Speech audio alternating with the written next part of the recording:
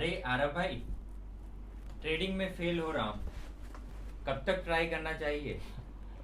बहुत सही सवाल पूछे हो भाई। आधा हिंदुस्तान यही पूछ रहा है कि ट्रेडिंग में आखिर कब तक ट्राई करूं। ट्रेडिंग कह लो या और भी कोई दूसरे बिजनेसेस, जैसे कि फॉर एग्जांपल क्रिकेटर बनना या एक्टर बनना, ये सारे ऐसे प्रोफेशंस हैं जहां हमारा रिस्क हाई रहता है, रिवॉर्ड भी हाई रहता है।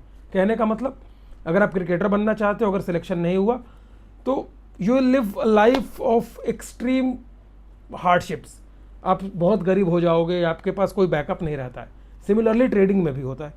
और ऐसे हाई रिस्क हाई रिवॉर्ड्स वाले प्रोफेशन में सक्सेसफुल होने के लिए आपको कॉन्स्टेंटली अपने ऊपर काम करते रहना पड़ता है।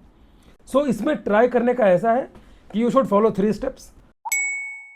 रीसेट करो खुद को, मतलब कि कुछ दिनों के लिए ब्रेक ले लो, सिस्टम को रिफ्रेश होने दो, माइंड को रिफ्रेश होने दो। थोड़ा हमने ब्रेक ले लिया, उसके बाद करना है अपने को रीफोकस।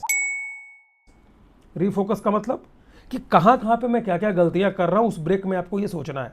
और गलतियां भी वही 3-4 होती हैं। या तो आप ज़रूरत से ज़्यादा पैसों का रिस्क ले लेते हो, या तो आप लॉसेस को कट नहीं करते, या तो आप ओवर ट्रेडिंग करते हो। मिला जुला कर यही 3 गलतियां लोग घुमा फिरा कर करते रहते हैं।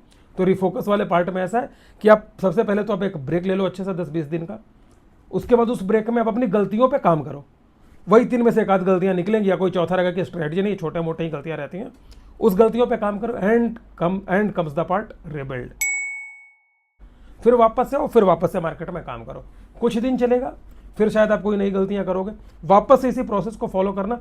विद इन 2 to 3 ईयर्स आप जब ये करते जाओगे, reset, refocus, rebuild, with in 2 to 3 years आप सक्सेसफुल बन जाओगे।